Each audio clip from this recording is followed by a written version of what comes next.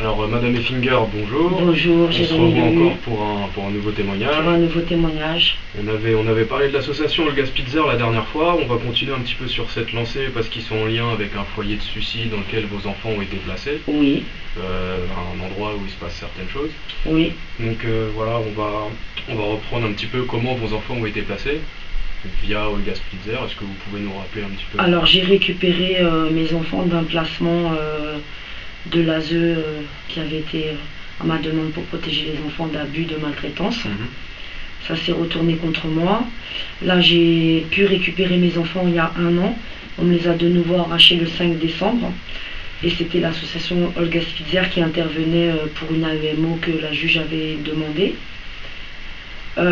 Et depuis le 5 décembre, ils sont donc replacés à Sucy-en-Brie. Et de nouveau, c'est la protection de l'enfance du Val-de-Marne qui intervient.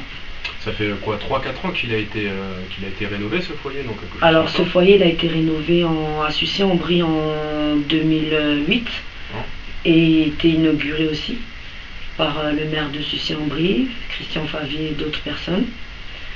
Étonnant. Oui, étonnant. Quand on voit le lieu et qu'on parle de 133 personnes aussi qui travaillent là-bas, c'est pas le cas. Ils sont en sous-effectif.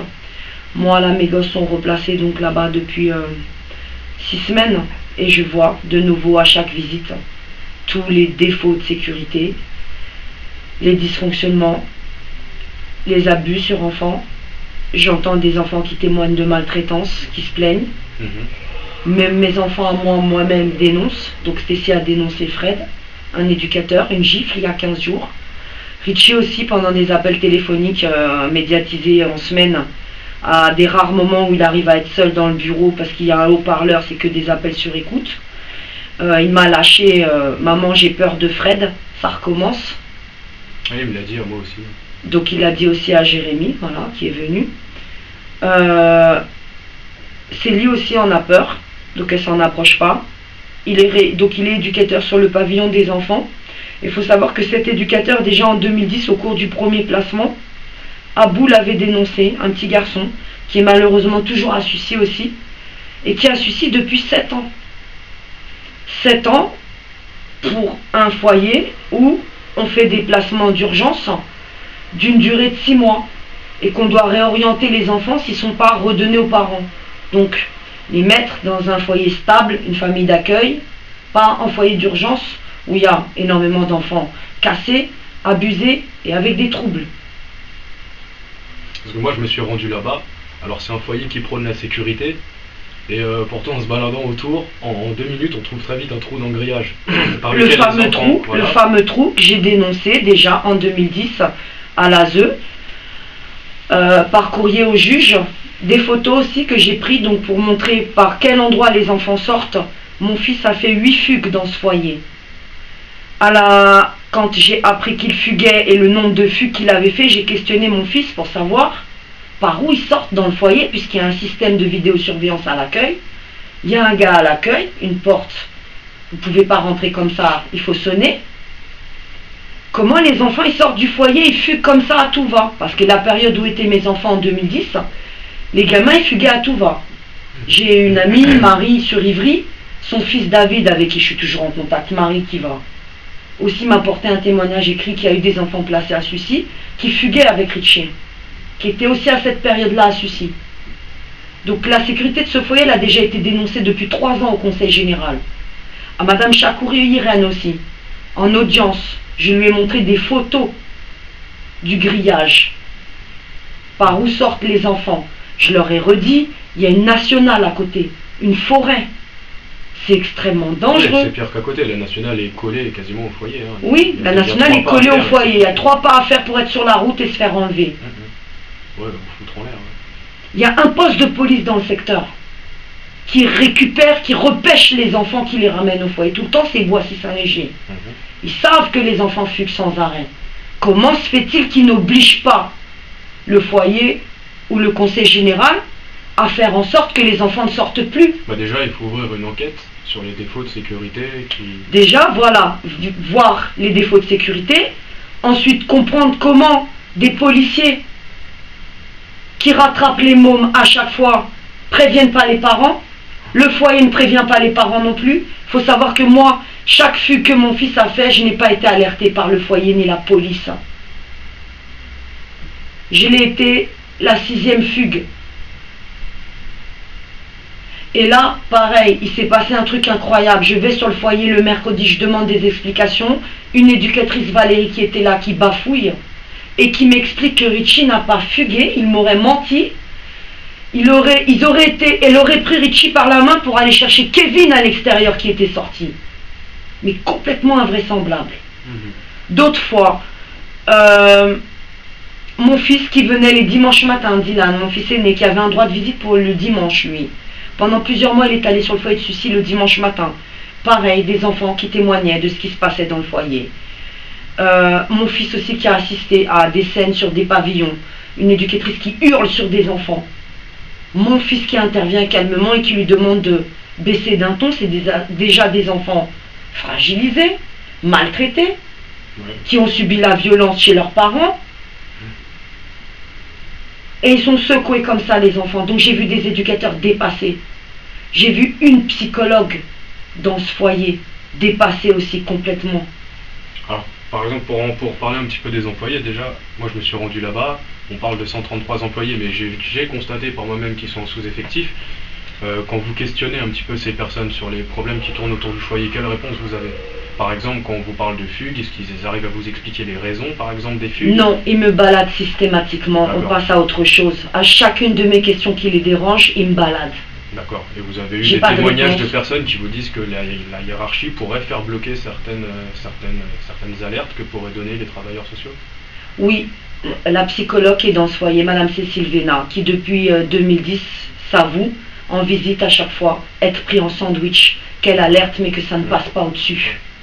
Ouais, bon, on a des témoignages, nous, de gendarmes ou de personnes des services sociaux, les larmes aux yeux, qui nous disent on peut rien faire.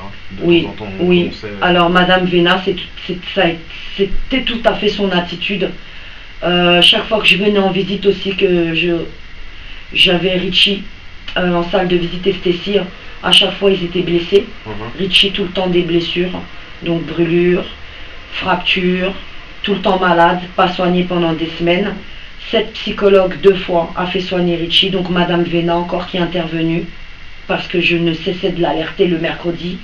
J'étais dans un état de désarroi de voir mon fils cassé, donc chaque fois en crise. Chaque fois que vous vous rendez là-bas, vous remarquez qu'il y a toujours une nouvelle blessure sur votre enfant. Toujours une nouvelle blessure, l'état de Richie aussi inquiétant. Une blessure qui n'est jamais prise en charge. Jamais pris en charge la blessure, pas d'explication. Malgré que chaque fois, je signale aux gens du foyer qu'ils sont sur place, donc ils sont censés voir les blessures de mes enfants. Eh bien, rien n'est fait par la pédiatre. 2010, c'était la chef de service, Madame Francine Runeau, qui était là au plus près de Richie. Donc, qui empêchait à chaque fois qu'on emmène Richie chez le médecin, qui me barrait la route sur des appels et carrément je ne pouvais pas avoir les enfants sur les pavillons. Elle faisait venir mes enfants dans un bureau, elle mettait le haut-parleur et elle parlait à leur place. J'entendais Richie tousser, pleurer. À chaque fois c'était maman sors-nous de là. J'ai eu des provocations sans arrêt de la part de Rosalie Nkoussou Mwanga, qui est donc chef de service du pavillon Acacia, avec qui j'ai de nouveau eu un incident mercredi dernier au foyer en visite avec qui est venu m'accompagner, mon ami. Donc témoin de l'incident. Je peux raconter l'incident de mercredi dernier. Donc je suis allée en visite médiatisée pour voir mes enfants et j'étais accompagnée d'une amie qui me soutient.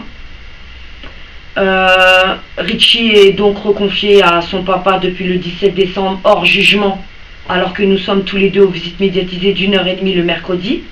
Visite médiatisée auquel il y a 1 fois sur 2 sur 3 pas de médiateur. Oui, j'ai constaté, je suis rendu avec vous, il n'y avait pas de médiateur. Voilà, donc mes enfants ont été placés un 5 décembre.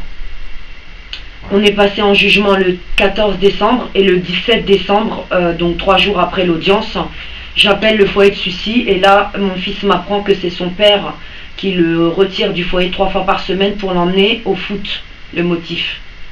Donc des sorties arrangées entre foyer, juge et père. Hors jugement. Hors jugement. Ce qui ne doit pas avoir lieu. Ce qui ne doit pas avoir lieu, c'est complètement violer la loi. Mhm. Parce que des visites médiatisées, c'est des visites médiatisées avec des médiateurs. Et pas des sorties. Donc là, moi j'ai réalerté l'État, les autorités, les services sociaux. Mon fils est en danger. Il a été reconfié à son père. Oui, parce que pour replacer un petit peu les choses, c'est quand même avec le père que les enfants ont subi des violences, certains abus. Oui. Donc que Richie soit reconfié au père hors jugement après tout ce qui a déjà été Été dénoncé. dénoncé, plus une plainte, le trèfle, Clairement, plus il des est témoignages au parquet des mineurs. Mhm. À ce jour, aucun enfant auditionné, aucun enfant convoqué, tout bloqué au TGI de Créteil, au parquet des mineurs depuis le 13 décembre. Et le juge en a connaissance aussi. Le juge avec Human, des preuves, des la témoignages. juge Robinson, Mhm. des preuves, des témoignages, de nouveau. Il faut savoir qu'aussi tous les deux on a écrit une grande lettre au juge pour expliquer tout ce que vous dénoncez depuis Voilà. plusieurs années qui n'est jamais pris en Voilà. compte, qui est toujours classé sans suite. Déclassement sans suite systématiquement depuis que j'alerte en 2009 que les enfants sont maltraités, qu'ils subissent des abus. Donc Richie au jour d'aujourd'hui il est vachement abîmé, de plus en plus. Je demande son hospitalisation, il me barre la route aussi partout, jusque dans l'hôpital Salpêtrière. Un médecin, le docteur Roturo, qu'on a rencontré plusieurs fois, qui touche même pas mon fils en consultation. Donc il est dans un déni de son état. Mhm. Il a de l'anémie, personne ne contrôle. À ce jour, il n'a toujours pas été contrôlé à Sucy. Depuis 5 décembre, il est replacé là-bas. Il y a la pédiatre sur le foyer. Je l'ai vu mercredi aussi en visite, cette pédiatre. Mhm. Je l'ai attrapée. Il y avait un témoin encore, Julie. Je lui ai demandé gentiment le dossier médical de Richie, qu'on n'a toujours pas, depuis 2010. Qu'on a demandé plusieurs fois au Conseil Général. Toujours rien. La ZE d'Ivry, pareil, ne communique rien. C'est la pédiatre qui garde tout.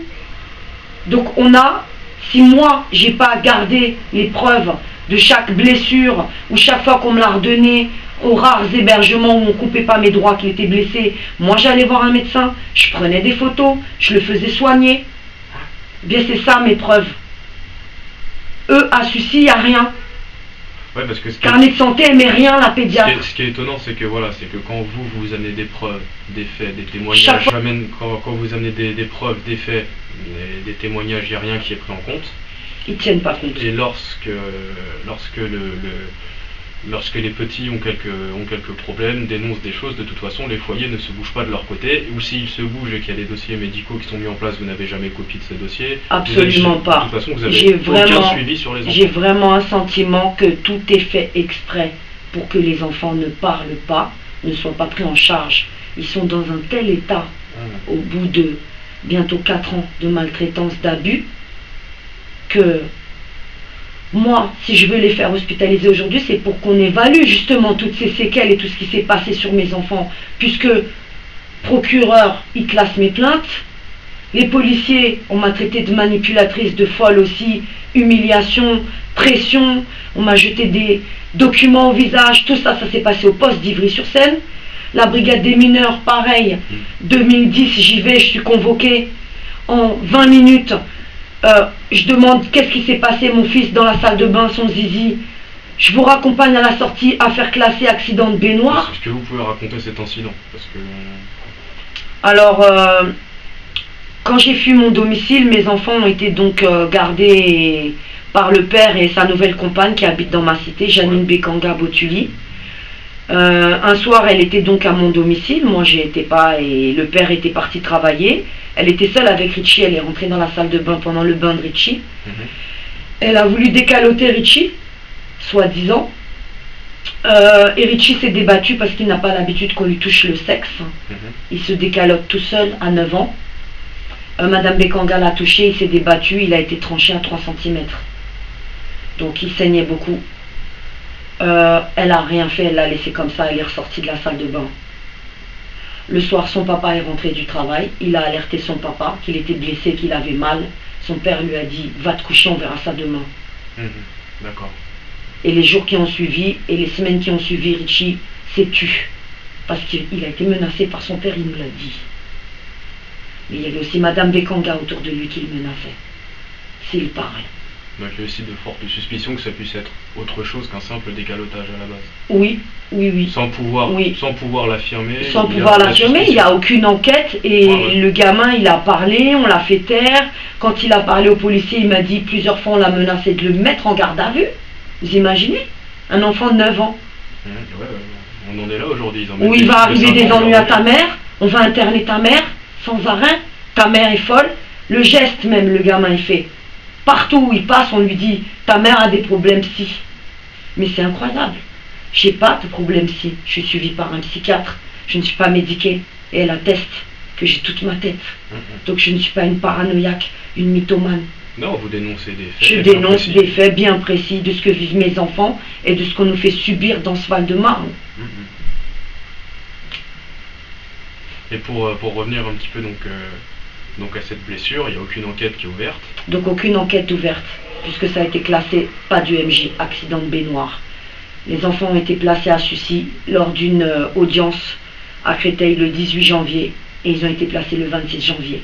OPP à ma demande pour les protéger, envoyés à Sucy en Brie et on les a fait taire tout de suite. La juge a commencé à couper mes droits et à m'écarter pour pas que mes enfants et moi on se parlent. Donc ils n'ont pas pu non plus me raconter les auditions à la brigade des mineurs, par bribes. Alors Ils m'ont raconté par bribes. vous êtes totalement écarté. Et ce qui est assez étrange, c'est qu'à chaque fois on entend parler, malgré tout, à chaque fois que vous êtes vous écarté, on entend toujours parler de la présence du père. Oui. Le père qui est toujours dénoncé comme Le père qui est celui toujours dénoncé comme celui qui commet les maltraitances et qui Voilà. met les enfants en danger. Et il est protégé. Donc les travailleurs sociaux qui se sont rendus chez lui, il les balade comme il veut. Il valide des droits d'hébergement, ils n'ont même pas vu le domicile, la maison. Quand les enfants sont blessés ou menacés, telle Célie, lors d'un placement, elle était encore en placement il y a 1 an et demi, de l'appartement de son père et de Madame Bekanga à 200 mètres, elle m'envoyait des SOS sur MSN, comme quoi il y avait de la violence, qu'elles étaient menacées et insultées et frappées. J'ai alerté Madame Mangin et Madame Marest, EDS d'Ivry, et ils ont donc décidé de convoquer le papa et les enfants, puisque moi je n'avais pas de droit d'hébergement et que je n'avais que mes enfants en face, et les gens qui me disaient ils sont tout le temps dehors, ils traînent du matin au soir, ou alors les gamins m'envoyaient des SOS, on se fait frapper. Donc ils ont été emmenés à l'EDS d'Ivry, les enfants avec le père. 3 jours de suite, auditionnés à l'EDS d'Ivry, pas de policier, et à chaque fois redonnés au papa sorti par derrière l'EDS, porte de derrière. Moi, pas tenu au courant, les éducatrices bien sûr qui me disaient à chaque fois on vous rappelle, on vous dira ce qu'il en est. On arrive au vendredi, fin de semaine, je ne sais pas ce qu'il en est et les enfants sont toujours en danger dans l'appartement en face. Ça a duré des années. Tout le premier placement de Sucy, 22 mois. Ensuite, le papa a été mis à la porte par Madame Bekanga. Elle m'a appelé pour me demander de récupérer mes gamins ainsi que leurs valises. J'ai récupéré mes enfants comme ça. Ensuite, je me battais pour récupérer mes enfants il y a 1 an, on me les a redonnés. Entre-temps, le père, lui, il était parti vivre dans le 77 à Villeparisis. Une nouvelle compagne de 25 ans. Laura. C'était son prénom que m'avaient dit les enfants. Bien, Célie a raconté des hébergements là-bas dans le 77. Un matelas pour dormir la nuit. Papa et Laura nus, Richie au milieu, et Célie Stécie d'un côté de chaque. Célie a rapporté ce qui se passait la nuit dans le lit, ce qu'elle entendait et ce à quoi elle assistait. Et est-ce que ça a été pris en compte? Est-ce qu'une enquête a été ouverte? Alors, les témoignages sont rentrés au parquet des mineurs le 13 décembre avec un courrier au juge et au procureur. Et il n'y a pas de suite. Ils ont été replacés, il n'y a pas d'enquête, il n'y a pas de suite. À savoir que c'est au procureur de déclencher une enquête et de demander des auditions des enfants faites dans les règles à la brigade des mineurs, c'est-à-dire filmées avec psychologue et avocat aussi, puisque les enfants ont droit à un avocat. Là, pareil, 4 ans, les 2 seuls avocats que mes enfants ont pu rencontrer étaient à chaque fois des avocats désignés par le juge. La première avocate, Marianne Kirfel, a été sollicitée des mois par mois. Mes enfants lui ont écrit aussi pour appeler à l'aide et décrire ce qu'ils vivaient. Elle n'a jamais répondu à mes enfants. Elle n'est jamais allée les voir à Sucy-en-Brie. Elle venait aux audiences contradictoires, donc une audience où Richie a été envoyé à 930 km dans un lieu de vie dans le sud. On viendra après là-dessus d'ailleurs. Voilà. Complètement incroyable, tout ce qui se passe autour de moi, c'est de la Parce science-fiction. qu'en plus, même vos enfants décident de prendre la plume, d'écrire et d'alerter. Donc les enfants ont écrit au juge aussi à chaque fois, à leurs avocates. Pas de suite, on n'a pas pu entrer en contact une seule fois avec Marianne Kirfel. Par mail, moi, mon fils et mon avocate. Personne. Et elle a été désignée par la juge Robinson. La juge Robinson qui a éjecté en audience maître Michael Aboulker, Saint-Maur des Fossés, que nous avions trouvé et qui était prêt à assurer la défense de mes enfants. À l'audience, elle a fait un renvoi d'audience, Emmanuel Robinson. Elle a éjecté l'avocat. Elle a dit qu'on n'avait pas respecté la procédure et que c'était à elle de désigner un avocat pour les mineurs au pôle mineur du tribunal de Créteil. Donc 2 mois plus tard, Marianne Kirfel intervient du pôle mineur Créteil. Seulement pendant tout le temps où elle a assuré la défense des enfants, personne n'a pu entrer en contact avec elle. Elle est allée qu'à une audience. Et c'était pour bouger Richie. D'accord. Donc les enfants ne la connaissaient pas avant Donc on cette voit très audience. bien que cette personne, elle a été choisie. Elle a été choisie, voilà, pour ne pas défendre les Pour faire un enfants. certain travail. Qu'elle a eu connaissance de toutes les maltraitances que vivaient mes enfants, que je n'arrêtais pas d'y envoyer des mails et des éléments, que je me suis aussi pointée à son cabinet à Alfortville, maison Alfort, et que la secrétaire a refusé de nous ouvrir la porte quand on s'est présenté en bas à l'interphone. Alors que c'est quand même l'avocate. Donc, alors c'est quand même l'avocate de mes enfants. Donc à la limite, même si elle n'a pas le droit d'entrer en contact avec moi, la mère, elle peut passer par mon avocate. Les avocats doivent collaborer ensemble. Peuvent. C'est le jeu, c'est comme ça. Oui, oui, bah, La c'est règle, pour c'est la assurer loi. défense, de toute façon. Voilà, et là pour assurer la défense des enfants. Ce qui n'a pas été fait. Ils n'ont jamais été entendus par l'avocate. Ou même la juge, parce qu'ils ont écrit plusieurs fois à la juge. J'ai les copies des lettres que mes enfants ont écrites au juge et du foyer de suicide. Elle n'a jamais répondu. Et à chaque audience, elle sectionnait mes droits ou elle replaçait mes enfants et elle redonnait systématiquement mes enfants au père. Donc qu'est-ce qui se passe? On donne des preuves, les enfants ils se dégradent, ils sont cassés, les écoles alertent. Actuellement Richie, l'école m'alerte, il se dégrade. On a des courriers, des descriptifs de son état, il se déplace en classe à 4 pattes. Et toujours pas de prise en charge. Et toujours pas de prise en charge. Mais faut savoir que, bon, on en parlait déjà tous les deux hors caméra, mais on sait de toute façon que les placements rapportent pas mal d'argent au conseil général et que certaines personnes s'en mettent plein les poches. Voilà, hein, Donc plus c'est près pas de 20 000 euros pour mes 3 enfants placés, Voilà. c'est un sacré business quoi. Et pour faire ce qu'on fait derrière, donc c'est-à-dire violer toute la protection de l'enfance, parce qu'on n'est plus dans la protection de l'enfance. Non, non. Ce que je vis moi, c'est de la torture mentale, mais des tortures mentales et physiques pour mes enfants, parce qu'ils subissent au niveau corporel, mental, et c'est inadmissible. Oui, parce qu'il y a des dénonciations. C'est des services il y de a la des perversion, c'est pas de la protection. J'ai affaire à des gens pervers, dans le déni, fermés, froids, qui ne voient pas. Vous leur montrez une blessure, une photo de votre enfant, vous demandez à porter plainte, à voir des policiers. On vous dit, partez, à faire classer. Ouais, ben déjà on peut dire après avoir gratté de toute façon que pour repartir dès le début, Olga Spitzer est un des kidnappeurs officiels d'enfants de l'État. Du pays, parce que, officiel, voilà. oui, puisque maintenant c'est officiel. Hein. Le rapport d'Olga Spitzer, il circule partout, à l'Assemblée. Il y a des députés Ouais, déjà qui font remonter. Ils agissent vraiment illégalement. Donc c'est vraiment des soustractions d'enfants que sur des faux et sur du personnel qui n'est pas agrémenté aussi, il faut le dire. Donc vos enfants sont comme pris en otage. Donc mes enfants sont pris en Si on otage. se base sur la vraie légalité, La vraie légalité, elle est violée, c'est que de la corruption. Et ils sont protégés, c'est un réseau. On comprend bien comment c'est articulé. bon, on est à la base de la pyramide en fait. C'est ce qui m'intéresse aussi un petit peu, c'est de bien démonter le système pyramidal et de partir déjà de tout en bas. Parce qu'en partant de tout en haut, on ne comprend rien. Donc si on part de tout en bas, on commence par les services sociaux, parce qu'avant les services sociaux, il y a quand même quelque chose, mais il y a les services sociaux. Voilà, les Donc, services gardiens déjà. voilà, Dans ce foyer, c'est c'est ça. déjà les services gardiens. Ensuite, il y a le service protection de l'enfance à côté, les référentes, qui sont censées articuler la famille et ce qui se passe au foyer, les prises en charge des enfants. Là, pareil, 2 éducatrices ont été désignées, EDS Ivry, Madame Toko et Madame Hérault, depuis mi-décembre après l'audience. Elles ne sont toujours pas entrées en contact avec moi. Si, la semaine dernière, pour un appel et pour me proposer d'aller voir une assistante sociale, le jour où j'ai la visite à mes enfants à Sucy, puisque bien évidemment mes ressources ont été coupées. Donc là, depuis le début du mois, je suis à 375 € pour vivre. Payer mes factures, aller voir mes enfants chaque semaine au foyer. Ma pension d'invalidité n'a pas été renouvelée. Mon dossier est bloqué quelque part encore, on ne sait pas. On m'a déjà fait ça en 2008 aussi. 4 mois ma notification dans un tiroir. Édité le 26 septembre, arrivé chez moi le 7 janvier, une brave personne de la CAF qui me l'a fait parvenir, et une dame de l'UNAF qui avait débloqué mon dossier MDPH. Ouais, à chaque fois qu'un dossier est ouvert, il est bloqué quelque part. Un dossier est ouvert, il est bloqué quelque part. Moi, c'est CAF, c'est MDPH, c'est police nationale, c'est protection de l'enfance, tous les services, c'est tous les services de ma commune, donc trésor public, impôts, office HLM, petite enfance, service cantine. Tout ce qu'il y a autour de moi depuis 4 ans, je ne peux pas passer, c'est verrouillé. Qui fait quoi? Ça en fait des gens. Hein. Ça en fait des gens pour ne pas protéger des enfants et une mère.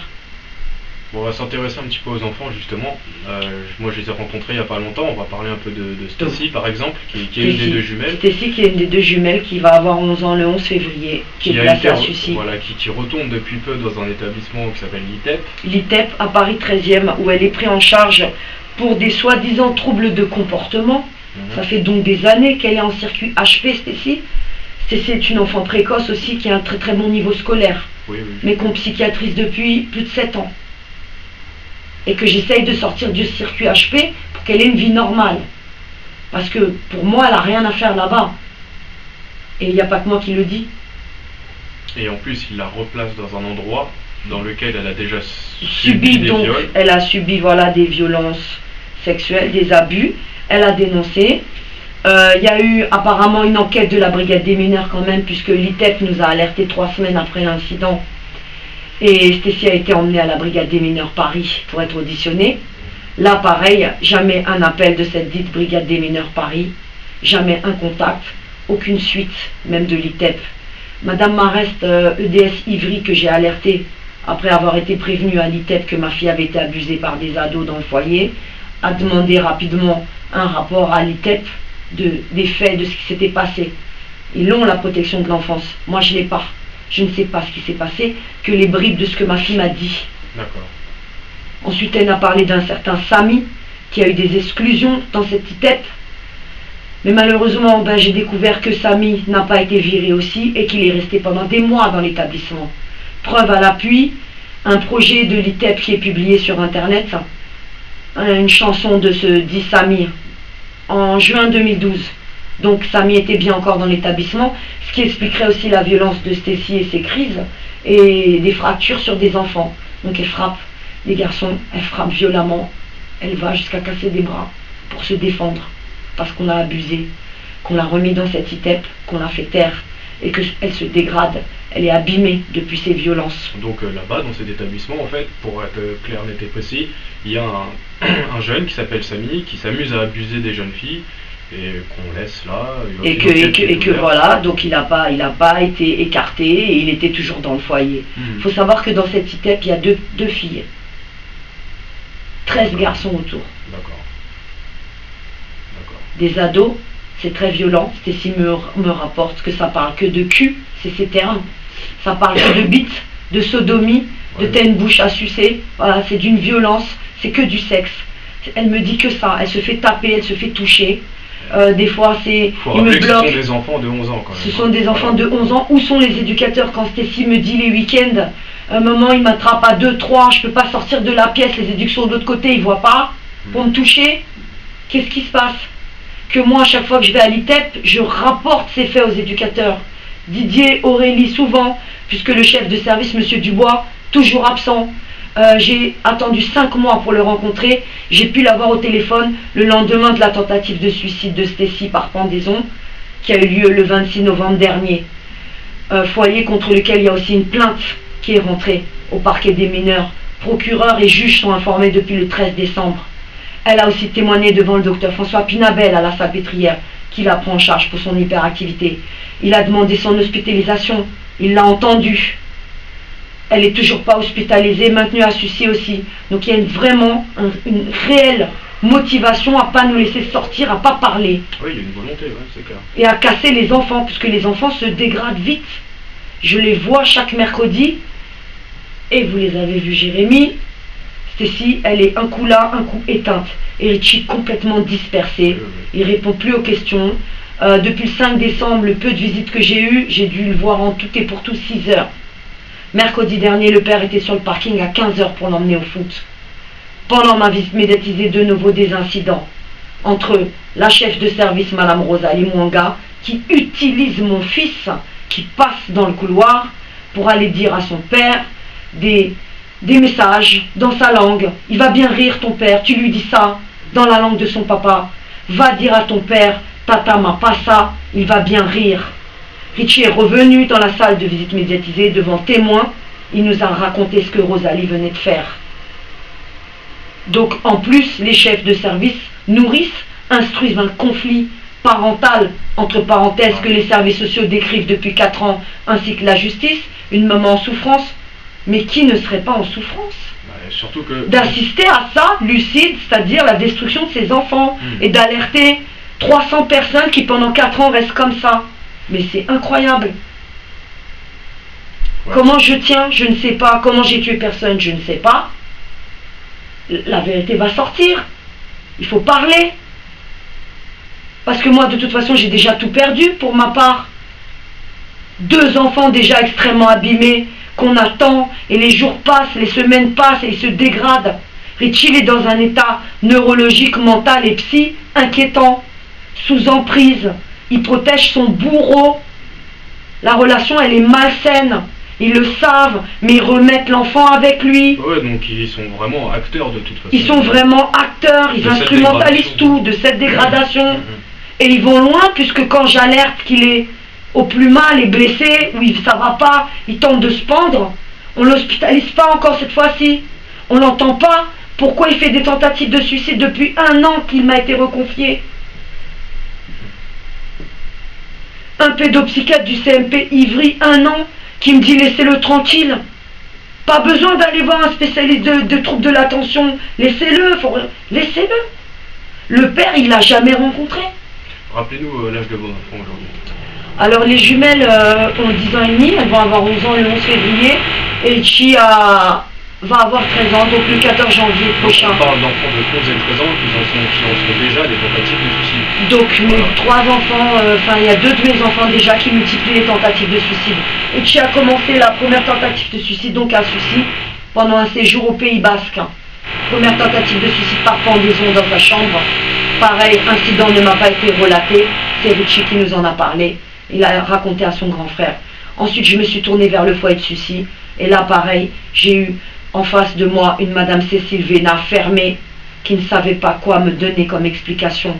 De la peur dans les yeux, elle bafouille, et puis elle s'en mêle complètement les crayons, parce que qu'est-ce que vous voulez qu'elle me dise quand je lui dis pourquoi, quand mon fils fait une tentative de suicide, je suis la maman, je viens le voir chaque semaine, j'ai l'autorité parentale, vous ne nous alertez pas.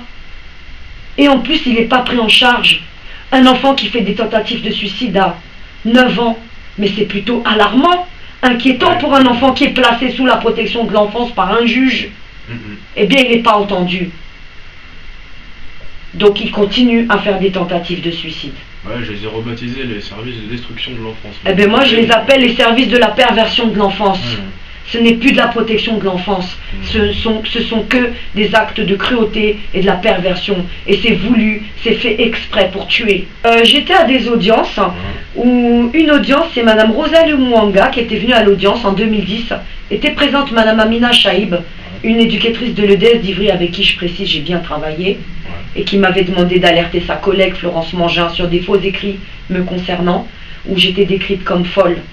Donc c'est ce qui leur servait pour me couper mes droits ou pour tenter des internements sur moi, puisque je rappelle que 2 arrêtés par préfet et maire pour me faire interner en 2010, et mon appartement explosé quand même. J'ai dû fuir dans le 77, et c'est une sœur qui m'a sauvé la vie. Parce que là où je me pose des questions sur l'argent qui rentre, ou qui sortirait, c'est par exemple, il y a l'enfant d'une amie à vous qui s'appelle Sandra, qui est resté dans ce fameux foyer jusqu'à l'âge de 17 ans. Oui, il est resté jusqu'à l'âge de 17 ans dans le Alors foyer. que l'âge limite est... L'âge limite est 12 ans. Voilà. Et Richie a déjà 13 ans bientôt. Donc voilà, Pareil, est-ce que ça rapporterait pas de l'argent? vu dans ce foyer aussi des gamins de 14-15 ans. Donc j'en ai vu au début du premier placement, il y avait des copains à Richie, il y en avait un qui avait 14 ans. D'accord.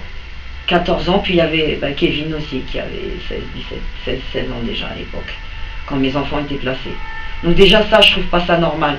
Des enfants qui ont des troubles, qui sont placés sur des pavillons ados avec des beaucoup plus petits, de 8 ans, 9 ans, 10 ans.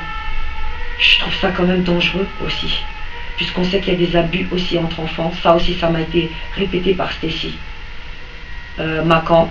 À cette période-là, j'ai interrogé Madame Vena aussi, Richie, qui a raconté qu'il y avait des enfants tout nus sous les lits, il y avait des attouchements dans les chambres. Où sont les éducateurs? On se demande. Ils sont en sous-effectif, on sait que les week-ends, ils sont que 2 par pavillon. 2 par pavillon pour gérer des enfants en crise. Certains sont sous tertian risperdal. Il y a des enfants autistes aussi dans les pavillons. On va savoir que c'est des foyers d'urgence. Ces médicaments sont faits pour casser. Pour casser complètement les enfants. Donc il y a des problèmes d'obésité, des enfants qui répètent, qui racontent, donc des éducateurs qui les frappent. Quand on questionne qui te frappe, un peu tout le monde. Souvent, le même éducateur qui ressort, ce Fred, ouais. Les enfants en ont une peur terrible. Ouais, j'ai un témoignage là-dessus. Ouais. Donc voilà, on a un enfant qui a témoigné aussi. Plusieurs accidents, dont moi, pareil, en 2010, un gamin blessé sur Sucy, et c'est justement ce même enfant qui a retémoigné et qui est toujours à Sucy. Un enfant placé depuis 7 ans à Sucy, la mère aux visites médiatisées, parce qu'elle n'a pas d'appartement. L'enfant est placé parce que sa mère n'a pas de logement. C'est pas une mauvaise mère, c'est une maman à qui on ne donne pas de logement.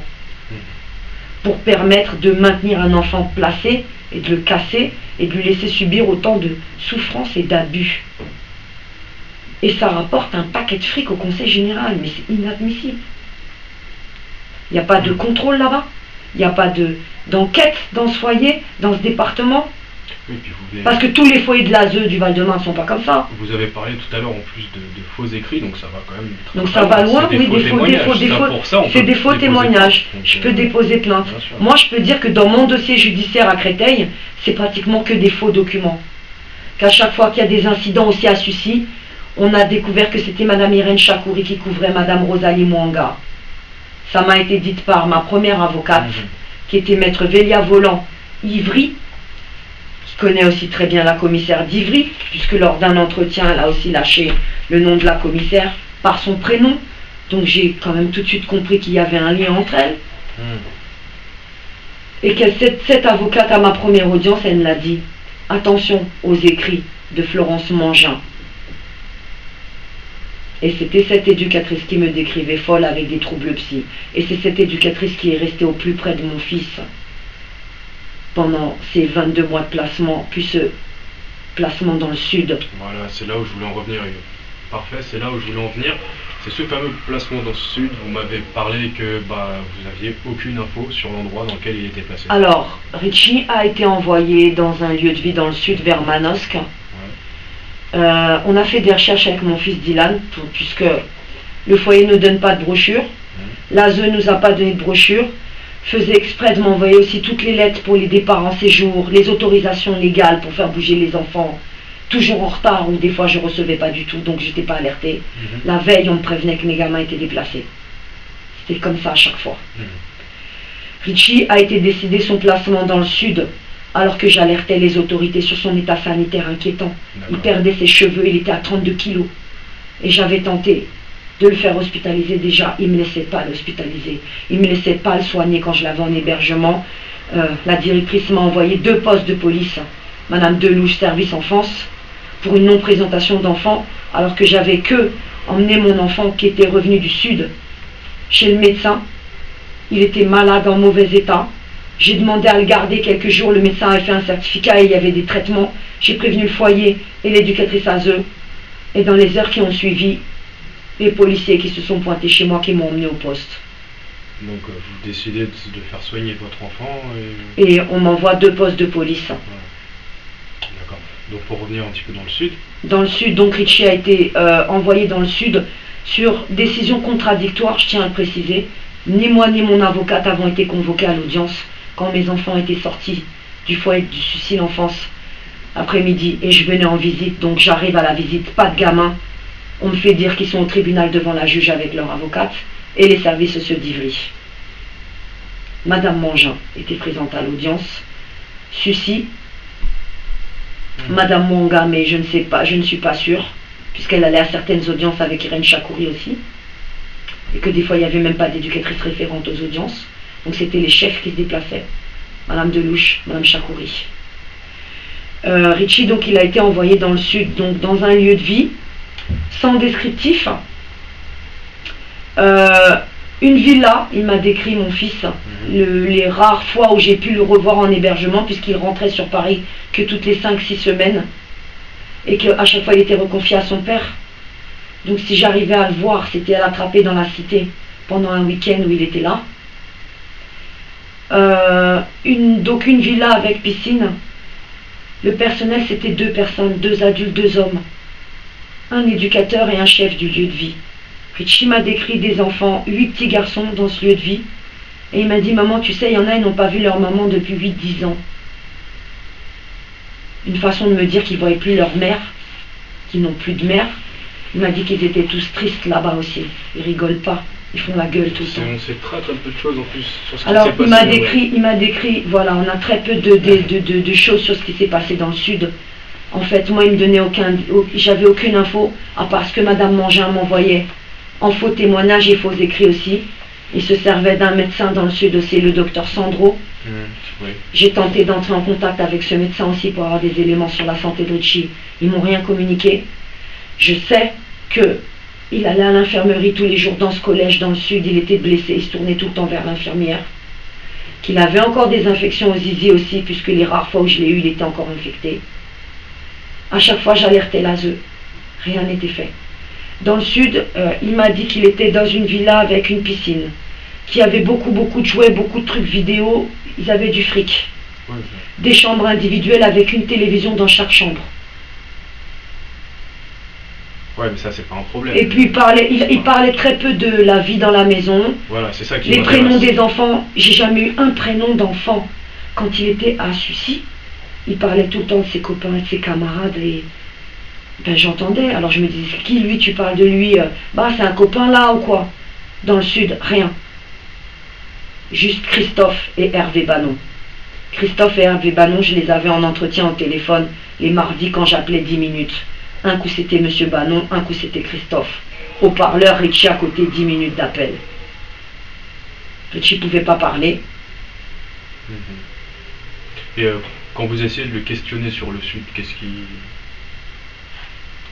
Il a subi des brimades, des claques aussi, il m'a dit, des jets de verre d'eau, menacé parce qu'il ne voulait pas manger aussi, puisqu'il a des soucis pour manger. Avec tout ce qu'il vit, ben, il est très très maigre, il ne mange pas beaucoup. Il n'a pas donné plus de détails, il ne parle pas du tout de ce qui se passe, de ce qu'il a vécu là-bas. Des par bribes, quand j'ai pu l'avoir en hébergement, il lâchait des choses. Mais moi, j'avais aucune info. Bah, il a passé 6 mois là-bas. Il faut partir aussi du fait que depuis plusieurs années, l'enfant n'est pas écouté. 4 ans qu'il Donc n'est pas forcément, écouté. au bout d'un moment, quand tu n'es plus écouté, tu n'as forcément plus envie de parler. Donc ça ne sort que de temps en temps par bribes. Parce Voilà, que le corps parce a que besoin de Richie s'en aussi sortir. me l'a dit il y a 15 jours encore quand on était au foyer, quand je lui ai demandé est-ce que tu as été abusé dans le 77, mon fils m'a dit oui et il a baissé la tête.